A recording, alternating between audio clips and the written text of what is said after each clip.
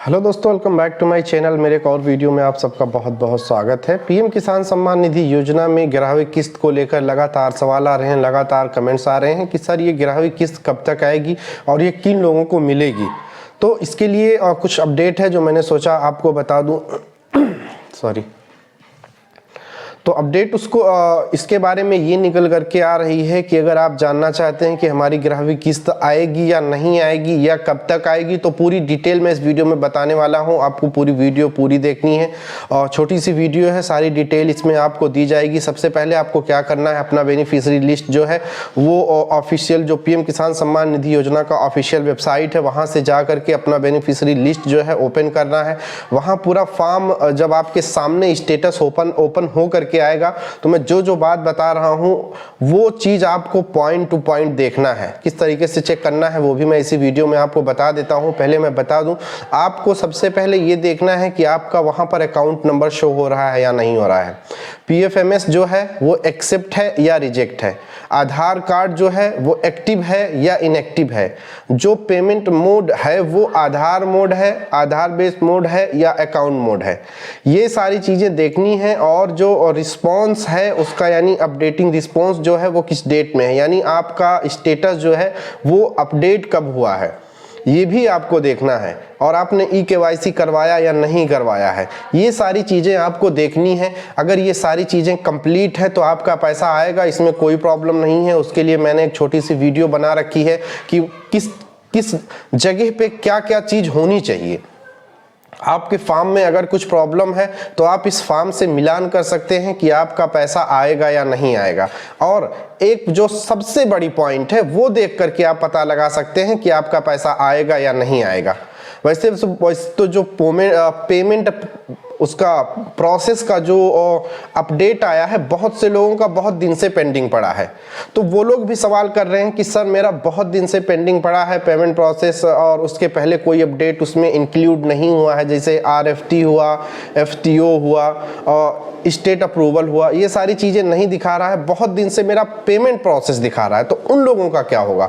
उन लोगों के लिए भी मैं बताना चाहता हूं कि अगर उनके फॉर्म में ये सारी चीज़ें एक्टिव हैं तो आपका जो भी पेमेंट आने वाला है, अगर आपका 10वां पेमेंट है तो 10वां पेमेंट आपका आएगा। अगर आपका 11वां पेमेंट फंसा है तो 11वां पेमेंट आपका आएगा। यानी जो भी किस्त आपका रुका है वो आपके खातों में ट्रांसफर हो जाएगा। तो चलिए मैं आपको इसी वीडियो में बता देता हूं कि वो फॉर्म किस तरीके से चेक करना है। अगर आपका फॉर्म ठीक उसी तरीके से सेम है तो आपका पैसा आपके खातों में आएगा, कोई घबराने की बात नहीं है। अगर कुछ प्रॉब्लम है तो वो किस तरीके से ठीक करना है वो सारी चीजें मैं आपको इसी वीडियो में बता देता हूं।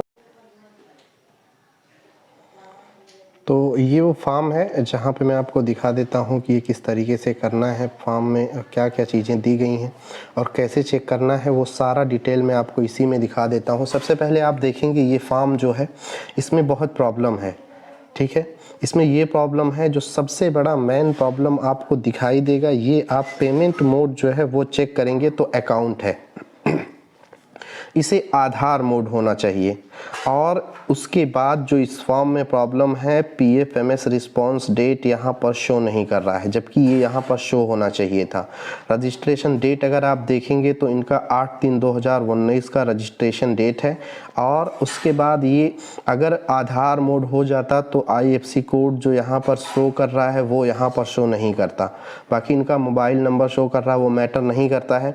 और चीज़ें अगर आप देखेंगे तो वार्ड जो है वो एनए दिखा रहा है और रजिस्ट्रेशन स्टेटस जो है वो अलग बात है। और ये एक्टिव इनएक्टिव अगर आप देखेंगे तो ये इनका एक्टिव है और पीएफएमएस जो है इनका एक्सेप्टेड है और आधार नंबर वेरीफाइड है।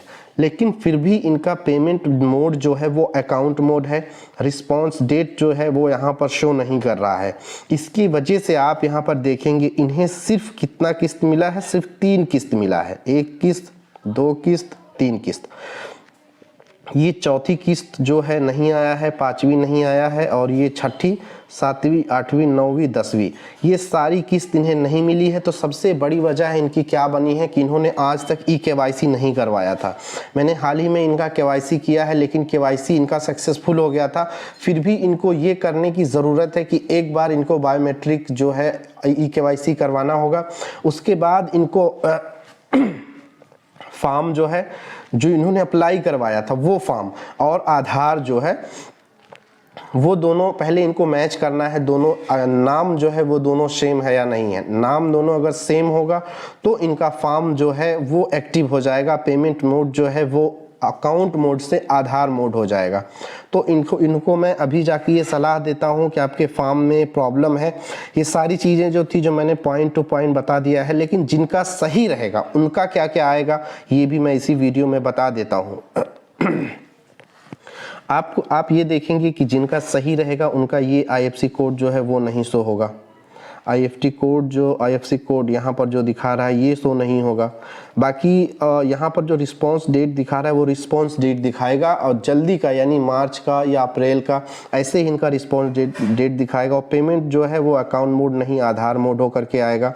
उसके बाद यहाँ पर तो जो भी है यही चीज़ इनकी कमी थी। बाकी इनके फॉर्म में कमी है, जो फॉर्म को इन्हें सुधार करने की ज़रूरत है। वो फॉर्म कैसे सुधारना है वो फॉर्म सुधार करके मैं फिर आपको बताऊंगा, उसका पूरा वीडियो बताऊंगा, पूरा डिटेल बताऊंगा।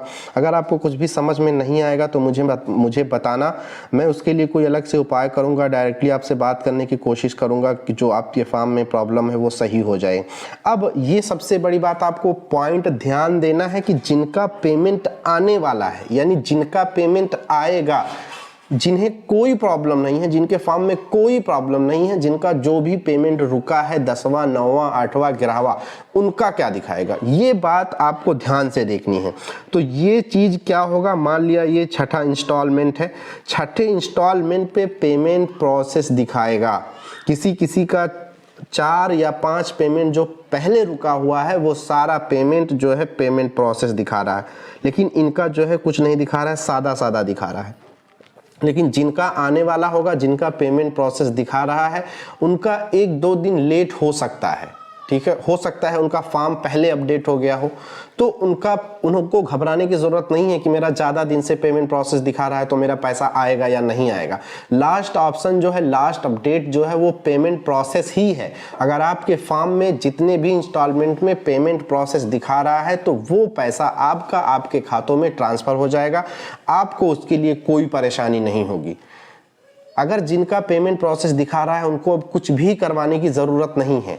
लेकिन सबसे बड़ी बात जो वो है कि आपको एक बार अपना फॉर्म ज़रूर चेक करवा लेना है। फॉर्म और जो आपका स्टेटस है वो आपको एक बार ज़रूर मिलान कर लेना है। अगर आपका सब कुछ सही है तो कोई प्रॉब्लम नहीं आएगा। मैं एक फॉर्म के माध्यम से आपको बता दिया हूं कि क्या क्या प्रॉब्लम, कैसे उस प्रॉब्लम का सलीशन होगा और कहाँ क्या क्या प्रॉब्लम दिखा रहा है। सारी बातें मैंने आपको डिटेल में बता दी हैं। अगर आपको फिर भी समझ में नहीं आता है तो आप मेरे इंस्टाग्राम ID PA5252 फैक्ट पर मुझे फॉलो करके डायरेक्टली कॉल कर सकते हैं। मैं वहाँ पर आपके प्रॉब्लम का सल्यूशन बताने की कोशिश करूँगा। लेकिन एक बात और है जो मैंने अभी तक नहीं बताया है, आपको NPCI जो होता है वो लिंक करवाना है, आधार लिंक करवाना है, आपको आधार EKYC करवाना है। अगर कुछ प्रॉब्लम है फॉर्म में, अगर पेमेंट प्रोसेस दिख रहा है तो कोई बात नहीं है, अगर नहीं दिख रहा है तो आपको आधार NPCI आधार लिंक जो होता है वो करवाना है। DBT आपको लिंक करवाना है। DBT बहुत बड़ा मैटर करता है किसी भी सरकारी योजना के लिए। मैं लगभग हर वीडियो में ये चीज़ बताता हूँ। EKYC और DBT को लेकर के मैं हर बार ही आपको चेतावनी देता हूँ कि आप लोग ये दोनों काम जरूर करवा लीजिए। अपना आधार जो है वो एडिट करवा लीजिए, यानी अगर आपने अपना आधार चेंज करवाया है, फिर से अपडेट करवाया है, तो उस फॉर्म में भी आपका आधार जो है वो अपडेट होना चाहिए, वो दिखना चाहिए। तो वो किस तरीके से किया जाता है वो आप जब PM किसान सम्मान निधि योजना का ऑफिशियल वेबसाइट खोलेंगे तो वहाँ पर आधार एडिट का ऑप्शन आता है, वहाँ से जा करके आप अपना आधार एडिट करवा सकते हैं।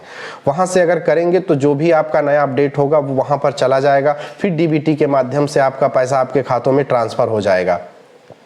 आपको चेक कर लेना है कि आपका DBT किस बैंक में लिंक है, NPCI किस बैंक में लिंक है। अगर वो लिंक है लेकिन एक्टिव नहीं है तो भी प्रॉब्लम होगा, उसे आपको एक्टिव करवाना है।